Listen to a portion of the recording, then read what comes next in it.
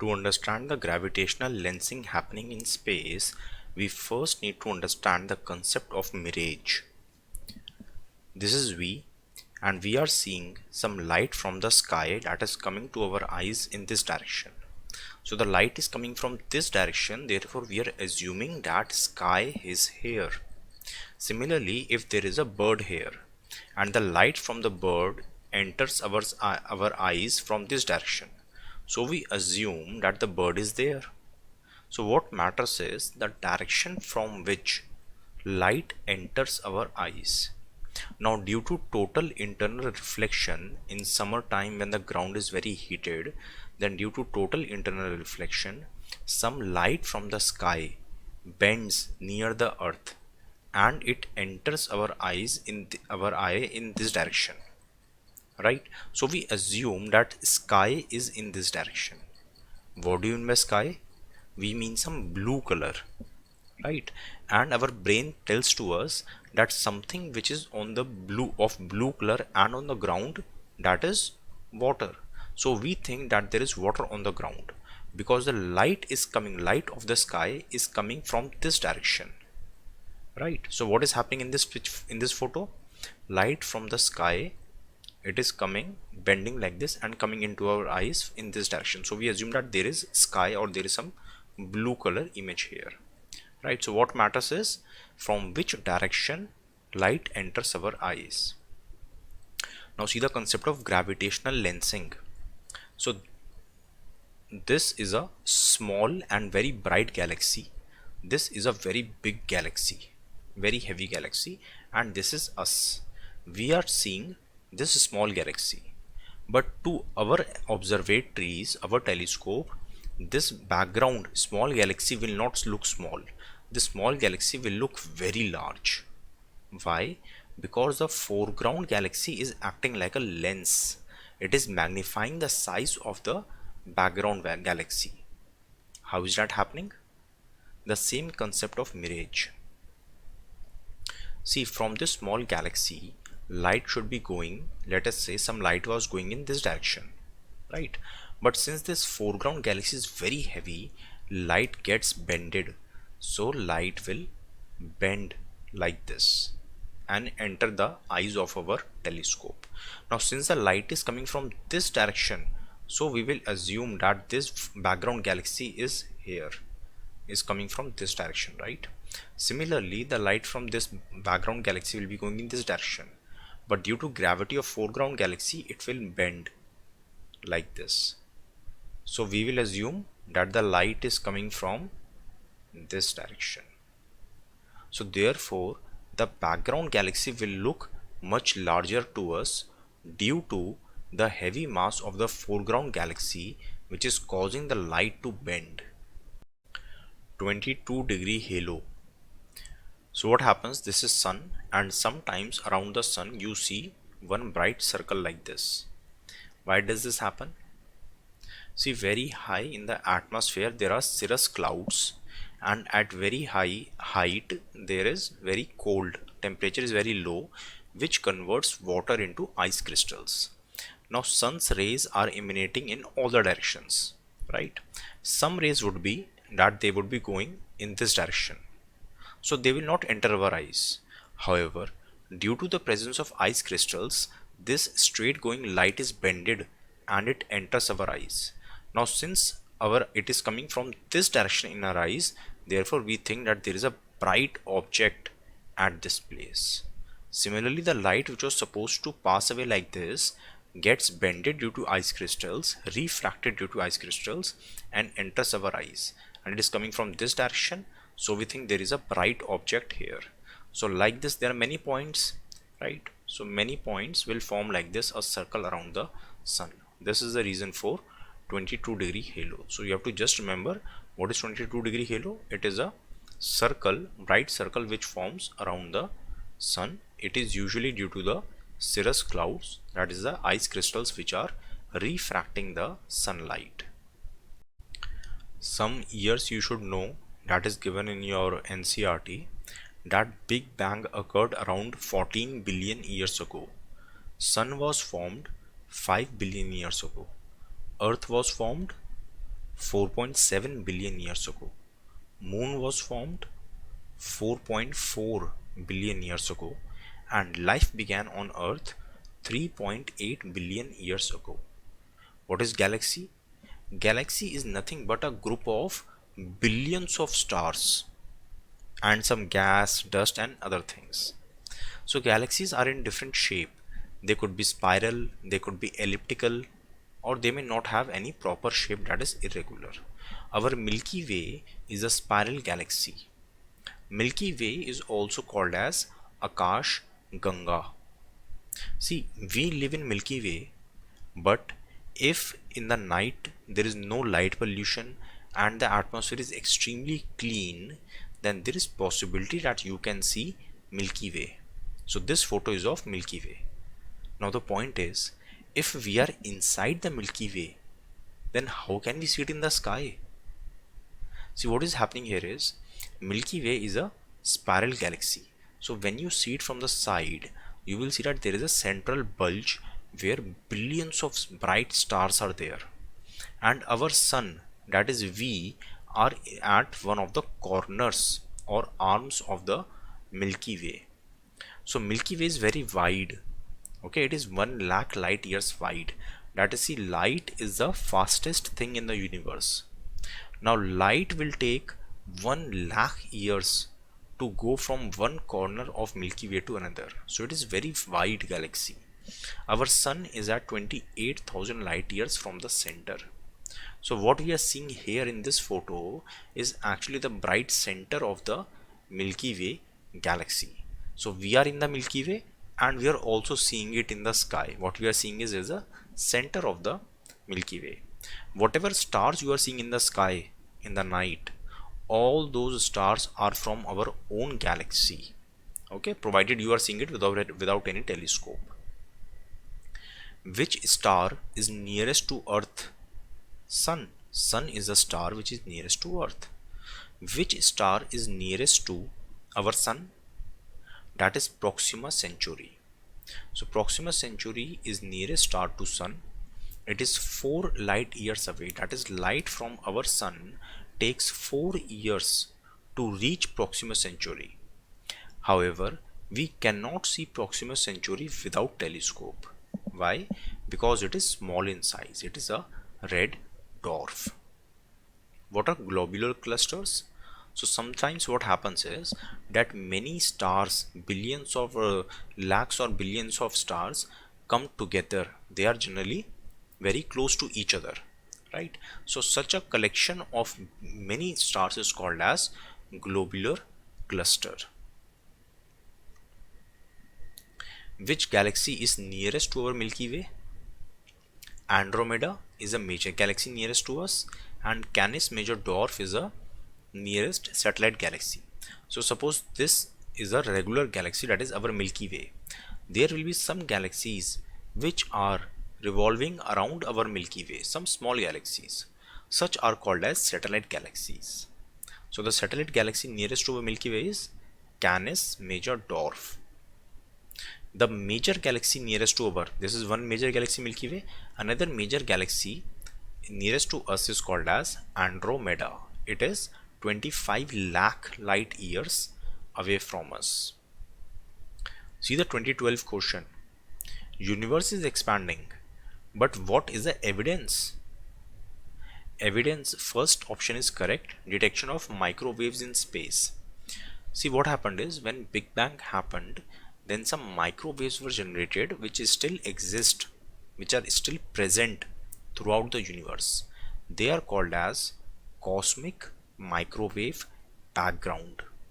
So the existence of cosmic microwave background is the evidence that there was an event called as Big Bang and the universe is still expanding. So first is correct.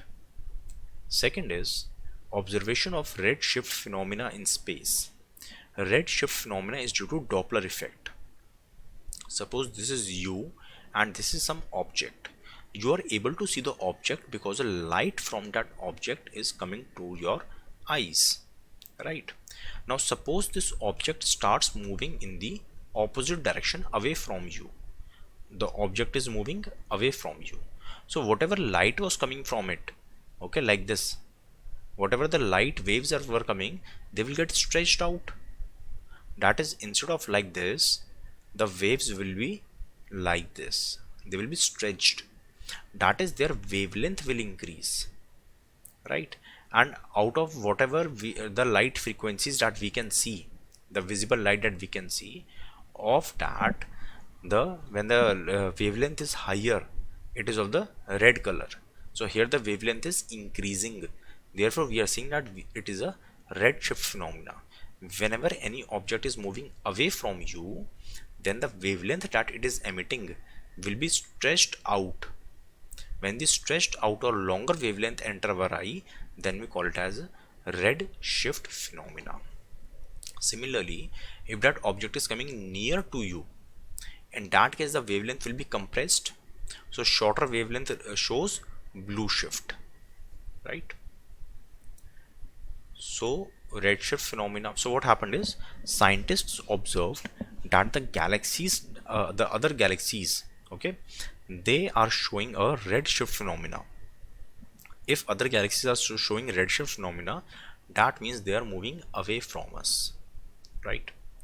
Third, movement of asteroids. There are some rocky pieces between Mars and Jupiter, so it has got nothing to do with the Big Bang. They are part of the universe, but they don't say anything about the Big Bang, right? So third is wrong. Fourth is occurrence of supernova explosions. When a star is very heavy, and later on, after it runs out of fuel, it will collapse into a supernova explosion. So that in itself does not prove that there was a Big Bang. We are talking about here the explosion of a star, and there are billions of stars in galaxy, and there are billions of galaxies. So supernova explosion in a small star does not mean anything to the expansion of universe, right? These are totally different things. So only options 1 and 2 are correct. So what is dark matter and dark energy? Quite simple. Suppose on Diwali you burn some crackers. When crackers are burst, then the particles go away in all directions, and as they move away, their speed slows down and finally they stop, right? That is how it happens, obvious. So when Big Bang occurred, then the galaxies flew away in all the directions, so galaxies are moving away from each other. Just like the particles of the crackers, the galaxies should also slow down, right? Also there is too much gravity, so gravity should also pull away, pull all the galaxies towards each other. But galaxies are going away from each other, and observations tell us that galaxies are moving away at even faster speed. So like in a cracker, after bursting, the particles will, as they move away, they will not slow down, rather they will speed up. So why are particles speeding up? Why are galaxies speeding up? They must be getting some new energy, and where this energy coming from, we don't know. Since scientists don't know from where this energy is coming from, what is this energy exactly, they called it as dark energy.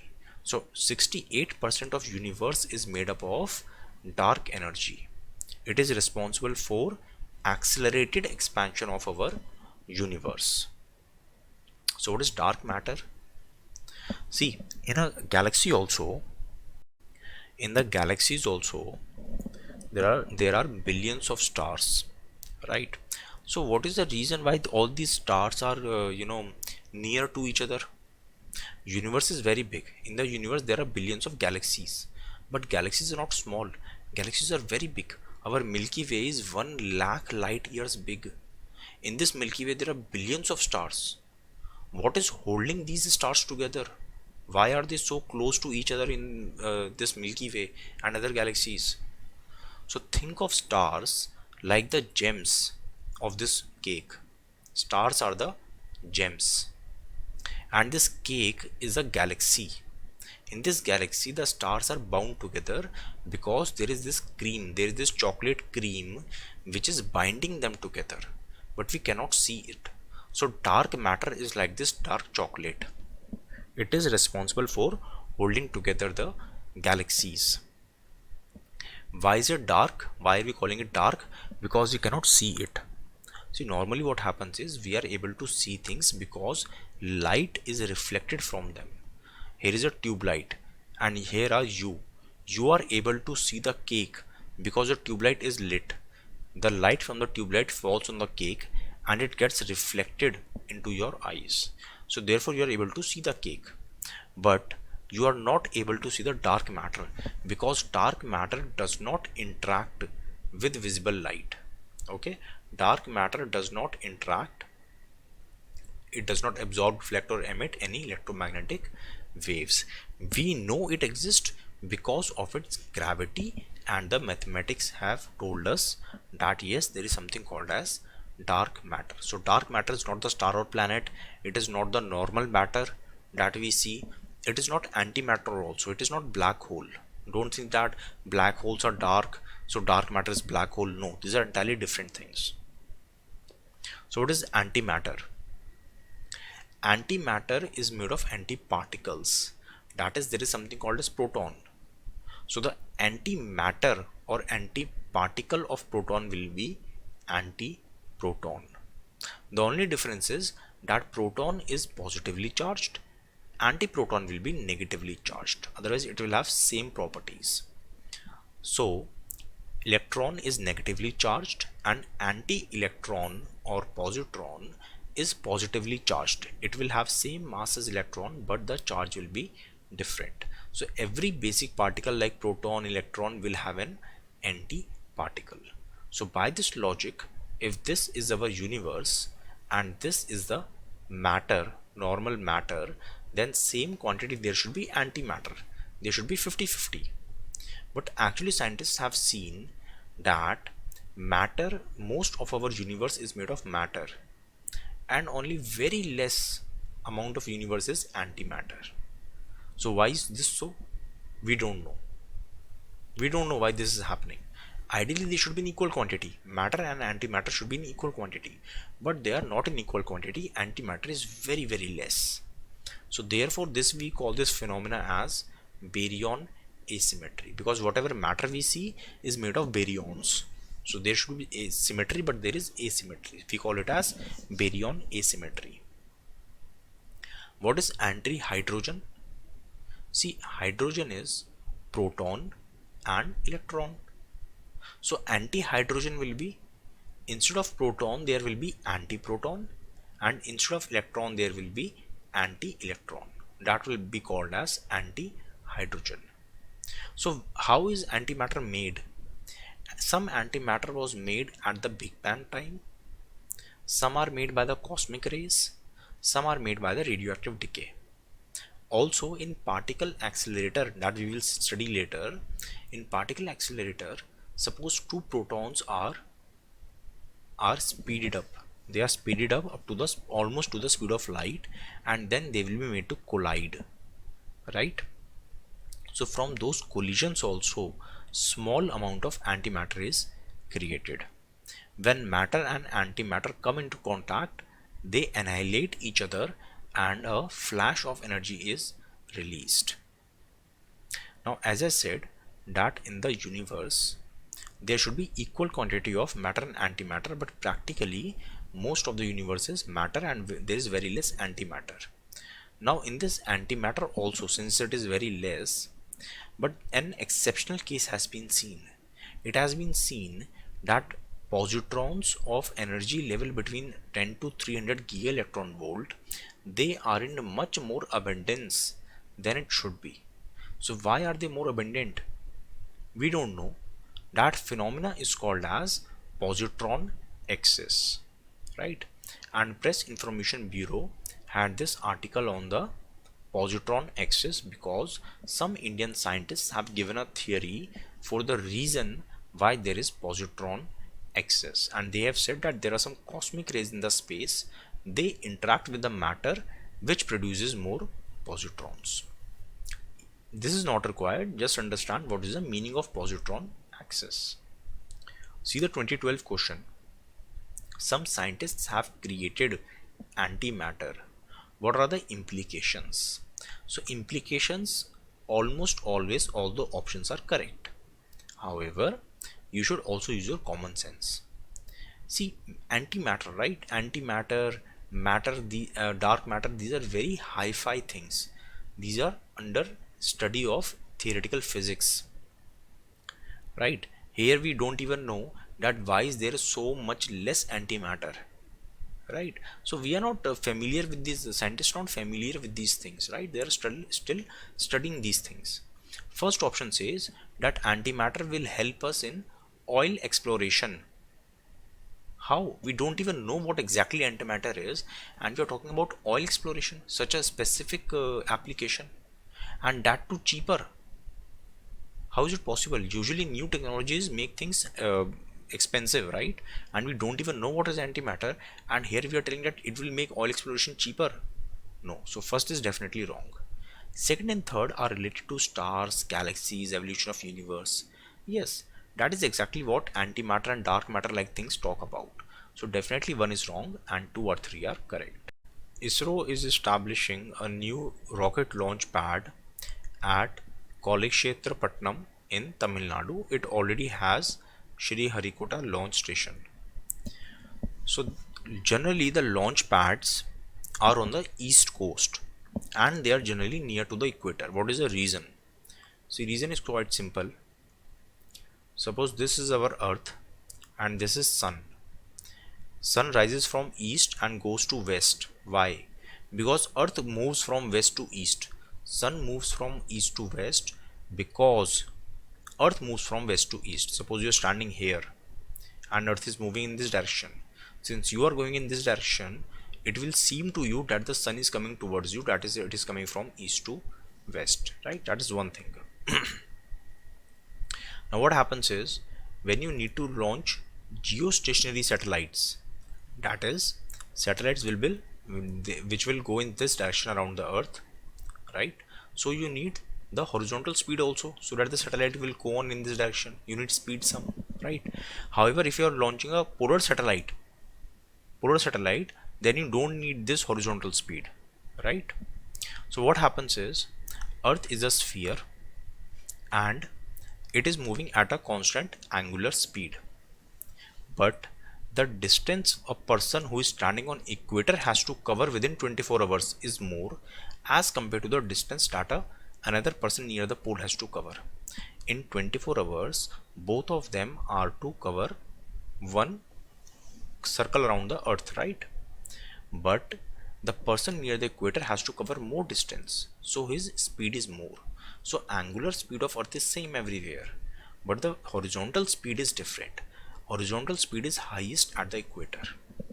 So when we are launching a geostationary satellite and we want the satellite to have this direction also some speed, so we should launch the satellite nearest to the equator so that by default we get some extra speed, right? So that is the reason why they are generally near the equator, and this advantage is only for the geo satellite, not for the polar satellite, because polar satellites do not need the speed in this direction. Now why are most of the space stations on the east coast? See, when a rocket is launched from the east coast, then it will be launched in this direction, and if any debris is there, it will fall in the ocean and not on the land. Now the question is, why can't we establish a station here and launch the rocket in this direction? What is wrong in that? Concept is simple, that this is a bus is going in this direction and you jump out from the bus. In which direction will you jump? If you jump in the same direction as the bus, then your less energy will be wasted. But if you try to jump in the opposite direction, then a lot of force will be exerted on you, your lot of energy will get wasted. Similarly, when earth is moving in this direction, then you should launch your rocket in this direction only. Launching the direction in opposite direction will burn more fuel. Even before the Shri Harikota launch station, we had established in 1963 Thumba Equatorial Rocket Launch Station. Established in 1963, it is in Kerala. It is very close to the magnetic equator. But from here, satellites are not launched. From here, sounding rockets are launched. sounding rockets are experimental rockets made for research. So what happens is that if you want to conduct some microgravity experiments, then you put the experiment kit in the rocket, and the rocket will go up to a height of 100 or 150 kilometers. Experiments will be conducted, or readings will be taken, measurements will be done, and then it will come back to the earth. So these are the sounding rockets. ISRO launches many sounding rockets. NASA also launches many sounding rockets. It's a very common thing, right? The series of sounding rockets that we use have been named as Rohini series. On page number 29, we had studied about synthetic aperture radar. A satellite is being made by NASA and ISRO, which will be using synthetic aperture radar, that is NASA ISRO synthetic aperture radar, or NISAR satellite. It will be launched in 2023 by India's GSLV. It is the first radar imaging satellite which uses two frequencies: S frequency transmitters, which are being made by ISRO, and L band frequency transmitters, which are being made by NASA. Please remember for exam that the purpose of this radar imaging satellite is not spying. The purpose here is to understand the natural phenomena like movement of tectonic plates, or melting of ice sheets, or the development of volcanoes, and all such things.